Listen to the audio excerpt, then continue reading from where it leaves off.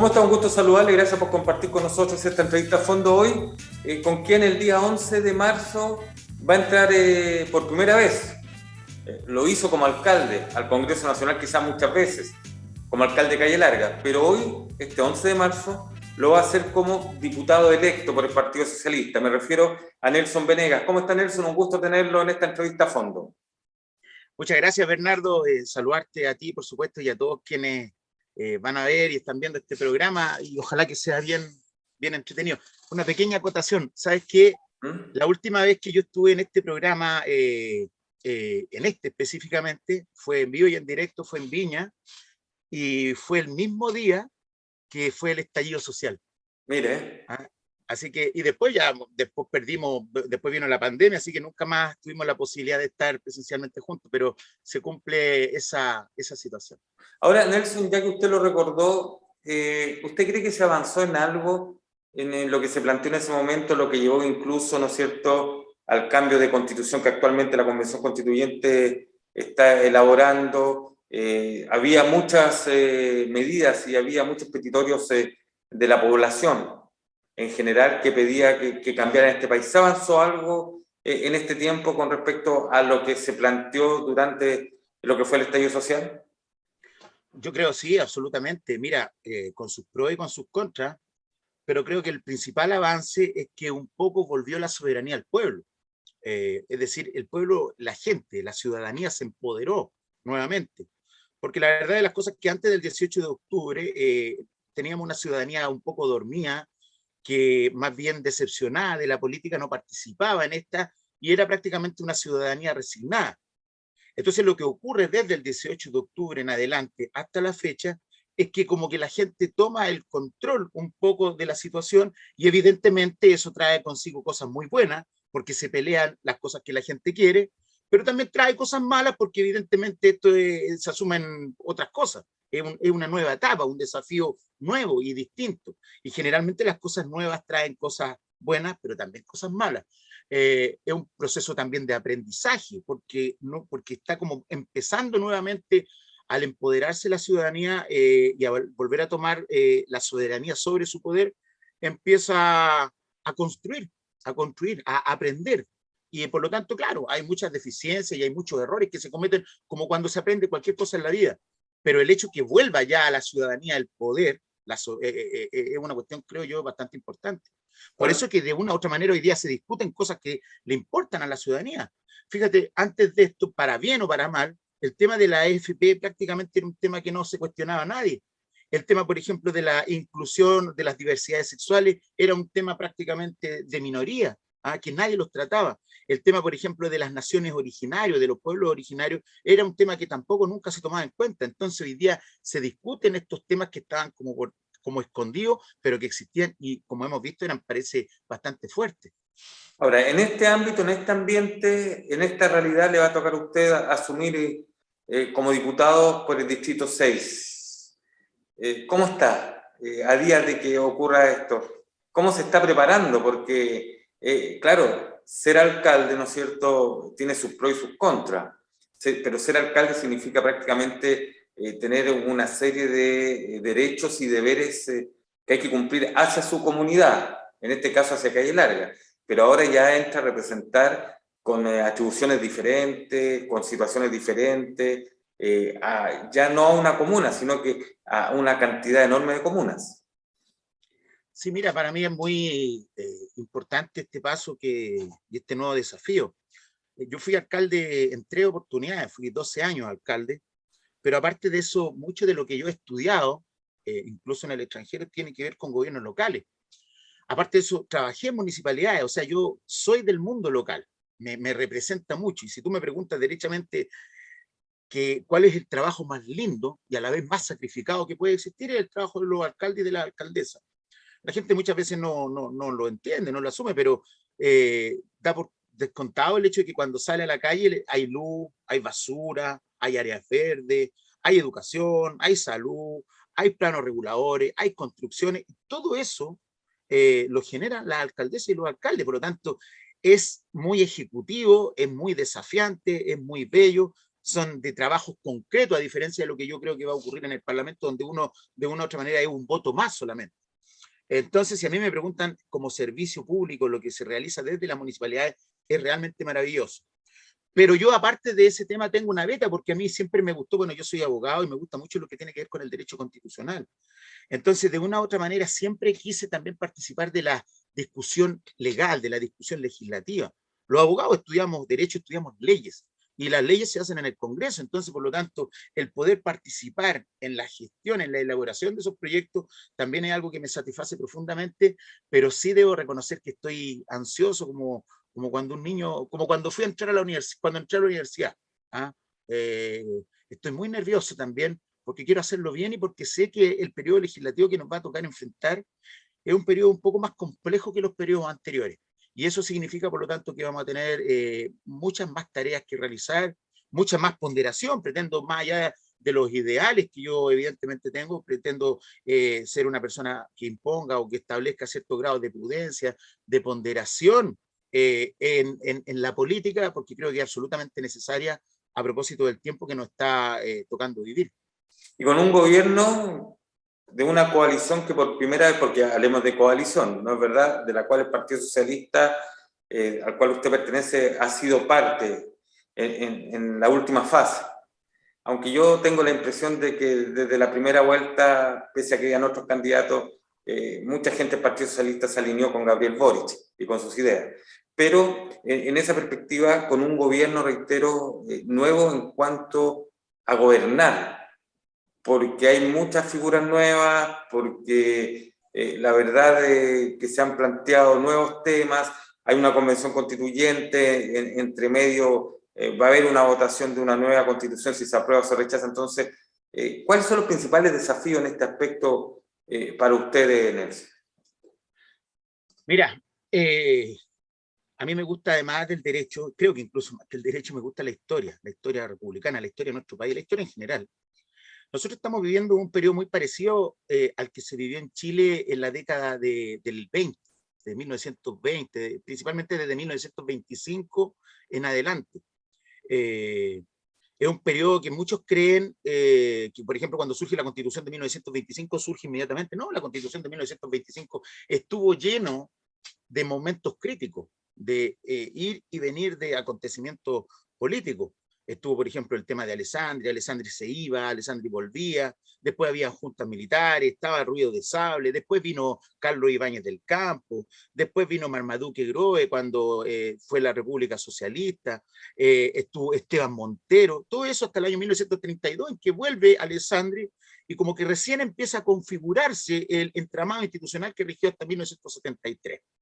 Bueno, yo creo que los procesos políticos que nosotros estamos viviendo son parecidos.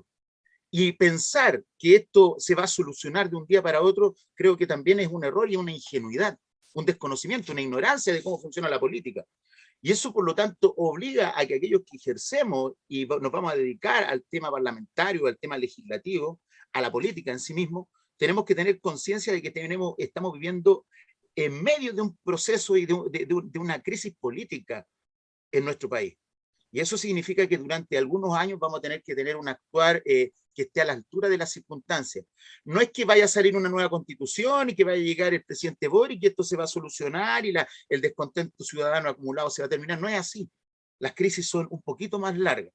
Y es ahí donde quienes están en la primera línea de la construcción política estamos llamados precisamente a tener responsabilidad respecto de lo que se viene. Derechamente, por lo tanto, a tu pregunta, mi desafío es tratar de ser un aporte en esa perspectiva, tratar de más allá de llevar a cabo los ideales que tengo respecto a la construcción de un Estado social, de avanzar hacia una recuperación de lo público por sobre lo privado, de restablecer los criterios de igualdad social, de luchar por el tema de las diversidades, de luchar por el tema del agua también, que sobre todo en nuestra zona es tan fuerte. Todo esto al amparo siempre, eso sí, de la responsabilidad que exige el momento histórico. Responsabilidad, usted lo dice, diputado electo, porque hay mucha gente que está esperando que las cosas, cuando asuma el presidente Boric, este 11 de marzo, comiencen a solucionarse, temas de años. ¿No es verdad? Y está con esa confianza. Pero como bien usted también lo dice, este es un tema de tiempo, de periodo, no puede ser de buenas a primeras. De hecho, en la Moneda Chica en Santiago, una persona ayer le decía al presidente Boric, electo presidente, acuérdese del quinto retiro, y el presidente le dijo, no hay quinto retiro a la AFP. Y la respuesta que vino por parte de esta persona fue, entonces van a haber marchas en las calles. ¿No teme que se pueda dar esto de que haya muchas expectativas cifradas y que eso al final no vaya a ser positivo para lo que viene del 11 de marzo en adelante, diputado electo? Sí, yo creo que van a haber muchas marchas, ¿verdad? Y van a haber muchos momentos críticos, porque como decía anteriormente, estamos en medio de una crisis política de acumulación de malestares de más de 40 años. Y pensar que lo va a solucionar el presidente Boric es complejo y por eso que a mí me interesa llamar a la gente en el sentido de decirle la verdad. Nosotros vamos a tener, por ejemplo, un país donde el 80% ya no va a tener pensiones. Nosotros vamos a tener un país donde, por ejemplo, tenemos los efectos colaterales de una pandemia. Nosotros vamos a tener un país mucho más pobre del que éramos antes. Nosotros vamos a tener los efectos colaterales de la guerra que está ocurriendo con el alza del precio del petróleo y por lo tanto la correspondiente inflación. Entonces, yo quiero a propósito de este programa también hacer un llamado a la gente, porque la gente tiene que entender que viene una época compleja y hay que bajar las expectativas. Cuando yo era alcalde, estimado Bernardo, a mí me tocó administrar una de las comunas más pobres de Chile. ¿Ah? Era pobre porque tiene muy pocos ingresos y a la vez los grados de vulnerabilidad de la población supera el 80%. Entonces, cuando tú le explicas a la gente que no se puede y se lo explicas bien, la gente lo entiende. Yo creo que el principal desafío que tiene el gobierno y principalmente el presidente es explicarle a la gente, decirle todo lo que yo acabo de señalar, que se viene una época compleja, que depende principalmente de factores externos y que por lo tanto hay que bajar un poquito las expectativas, como por ejemplo cuando uno era chico y de repente las cosas estaban mal en la casa y los papás le explicaban a uno que no iba a haber plata para comprar esas zapatillas nuevas que uno quería, porque las cosas estaban mal y uno siendo niño lo entendía. Yo creo que la gente es mucho más inteligente, mucho más racional de lo que nosotros pensamos, pero para eso es fundamental explicárselo y la gente lo entiende. Y eso es lo que yo creo que debe hacer este nuevo gobierno. Ahora, usted es parte del Partido Socialista, que con el correr de la semana, ¿no es cierto?, se fue sumando a este conglomerado, a este nuevo conglomerado que va a gobernar, que fue diferente a lo que comenzó, porque seamos francos, en una segunda vuelta se unieron incluso partidos de la ex concertación. Desde esa perspectiva, ¿usted se siente totalmente representado por este gobierno, Nelson? Sí, mira, lo que pasa, Bernardo, es que yo, por ejemplo, a propósito de una pregunta anterior que tú hiciste, el Partido Socialista apoyó a quien tenía que apoyar. Más allá de que algunos no apoyaran a la candidata Proboste, que era la candidata de nuestro conglomerado, la institucionalidad sí respetó la palabra empeñada. Y dentro de eso estuve yo. Eh, pero en el fuero interno, yo y todos los socialistas entendemos, y eso lo sabe la gente izquierda, los socialistas que están viendo el programa, que más allá de haber respetado el acuerdo, nuestro corazoncito está al lado izquierdo.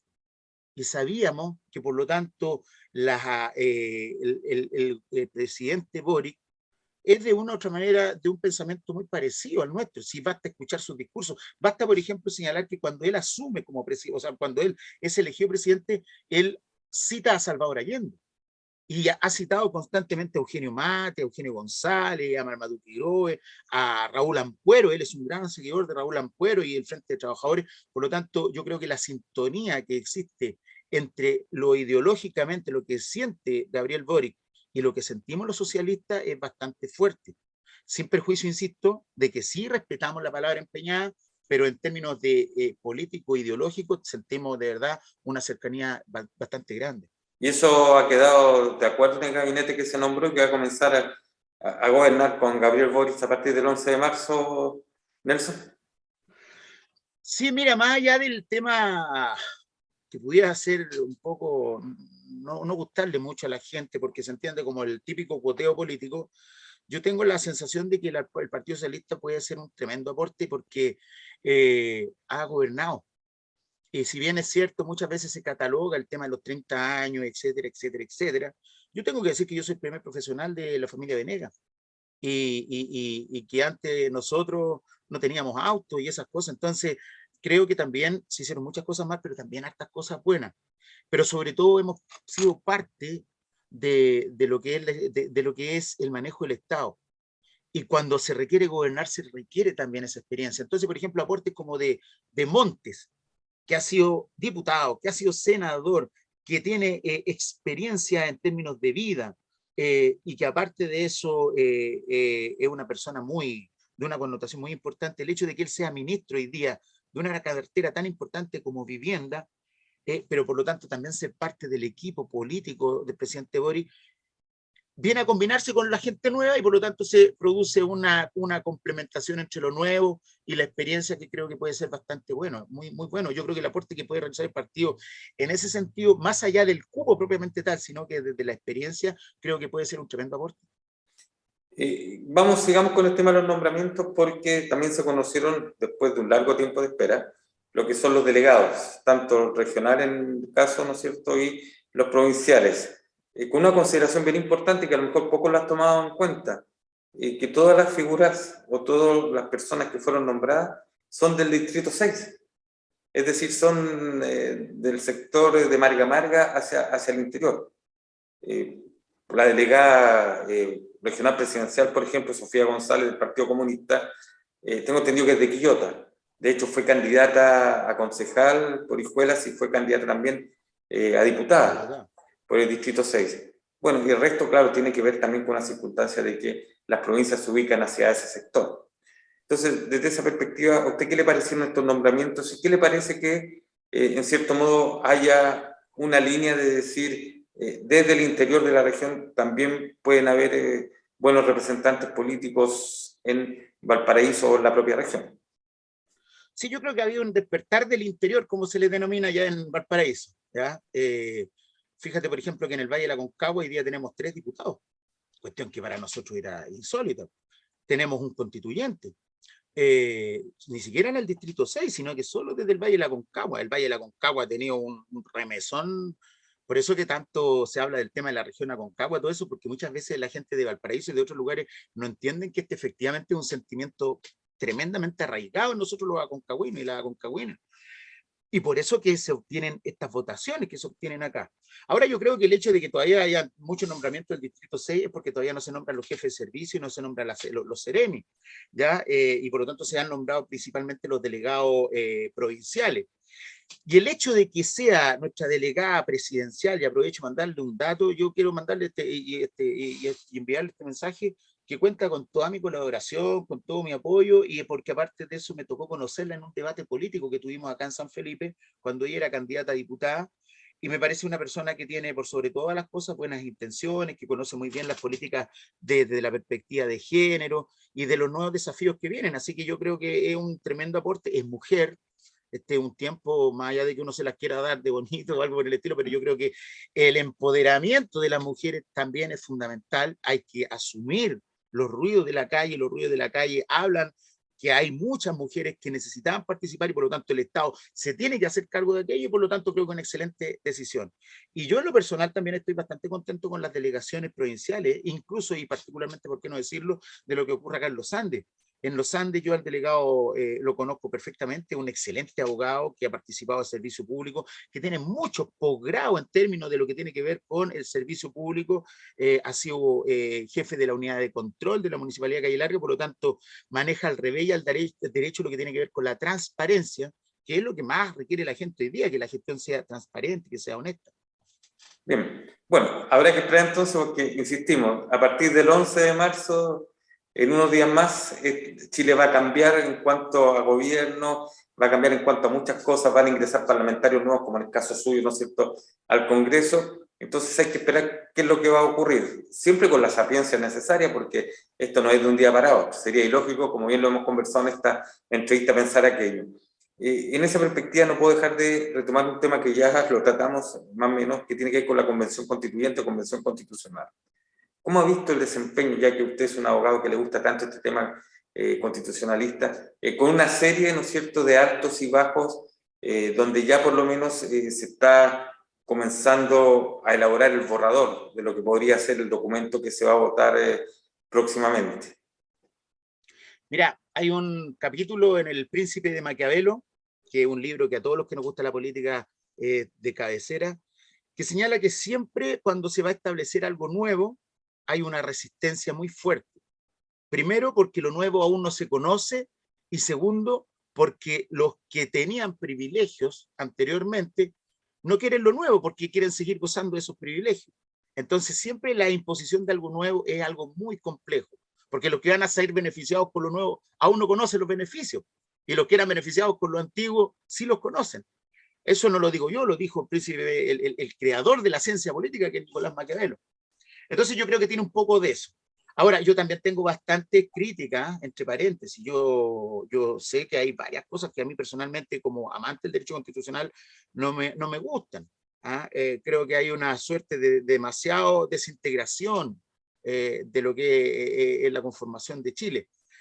Pero todavía no hay nada prácticamente terminado. Por lo tanto, sancionar y juzgar algo que aún no se ha terminado, yo creo que también puede ser un poco malintencionado, y creo que hay bastantes malas intenciones de algunos que quieren echarle lodo a este proceso, siendo que el proceso recién están haciendo, y que la cantidad, el 90% de las normas aún ni siquiera se aprueban, porque para ser aprobada incluso se requiere un quórum altísimo, 2/3, y entonces significa que todavía queda mucho por definir, y me duele un poquito esta suerte de tratar de enlodar este proceso que yo creo que es muy importante para este país. Me duele mucho, entre paréntesis, lo que hizo el diputado Chalper.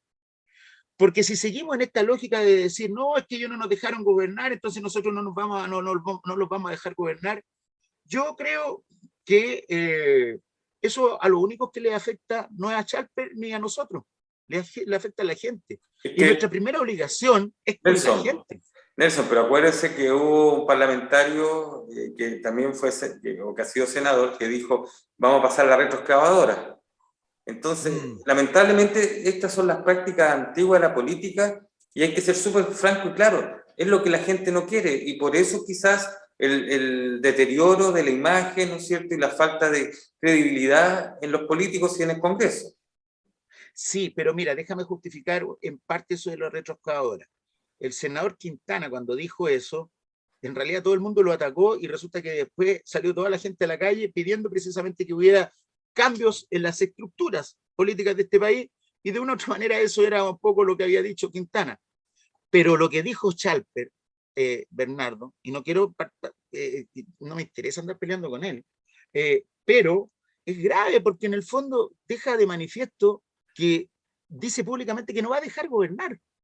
Y fíjate, por ejemplo, que es lo mismo que hizo Alamán hace un tiempo atrás cuando sacó el libro El desalojo. Y está bien, muchos del otro sector van a decir, los que hoy día van a hacer oposición, van a decir, oye, pero si ustedes hicieron lo mismo. Yo no creo que sea tan así, pero si fuera así, créanme que los únicos perjudicados no es ni siquiera el gobierno, ni Boris, no, es la gente común y corriente. Entonces yo creo que, como dije en la otra parte del programa, ha llegado el momento de la grandeza en la política, y que la pequeñez de los que actúan de forma pequeña sea profundamente sancionada y juzgada por la gente.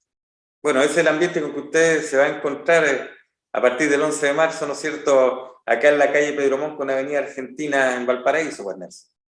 Sí, bueno, vamos a estar más cerquita ahí, Bernardo, y claro, como te dije todo el rato recién, mi ánimo es defendiendo mis posturas políticas que son, creo yo, las correctas, a pesar que tú y yo sabemos que la verdad no existe, sino que la verdad es una construcción constante y permanente, y Uno por eso puede no puedo decir morir buscando esa verdad. y se va construyendo en la base del diálogo, ¿ah? Y así cada uno tiene su propia verdad. Yo pretendo dejar expresa manifestación de aquello que yo considero bueno para Chile, para el pueblo chileno, y también hacerlo, insisto, no desde el atrincheramiento. Yo creo que hay que salir ya desde las trincheras y empezar, por lo tanto, a hablar desde la transversalidad. Fíjate que yo, por ejemplo, aquí en la provincia de los Andes saqué casi un 19%, o sea, casi 19.000 votos. ¿Cuál es la lectura que yo hago respecto a aquello? que por lo menos la mitad de la gente que votó por mí no es gente de izquierda. Entonces, ¿voy a estar solo yo gobernando bajo los patrones de lo que ordenan los sentimientos de izquierda? Mi deber es, por lo tanto, ser una persona que respecto de algunos puntos sea capaz de tener un análisis transversal de las cosas para llegar a toda la gente. El bien común nunca hay que olvidarlo. Y en este caso, la tolerancia, usted sabe, y la fraternidad también son importantes valores para toda la vida. Nelson Venegas, diputado electo del Partido Socialista por el distrito número 6, ya prácticamente diputado en ejercicio porque muy pronto tendrá que asumir el día 11 de marzo. Gracias por esta interesante conversación. Sin duda siempre es importante poder llegar a fondo en ciertos temas y en ese aspecto es bueno saber de que nuestra región va a tener un representante que llama de alguna forma a moderar cuando se requiere, ¿no es cierto?, lo que son las emociones, lo que son las discusiones. Muchas gracias, Nelson. Muchas gracias a ti, Bernardo, y saludar nuevamente a toda la gente que vio este programa e insistir. Yo soy una persona que tiene una tremenda vocación de servicio público, estudié Derecho para dedicarme a la política y desde ahí, desde la política, pretendo contribuir a que poco a poco vamos haciendo una sociedad más justa, más igualitaria y más libre. Muchas gracias y a ustedes también por ser parte de esta entrevista a fondo, donde hemos conocido un poco más en profundidad a quien a partir del 11 de marzo va a ser diputado por el distrito número 6, me refiero a Nelson Venegas. Que esté muy bien usted y su familia.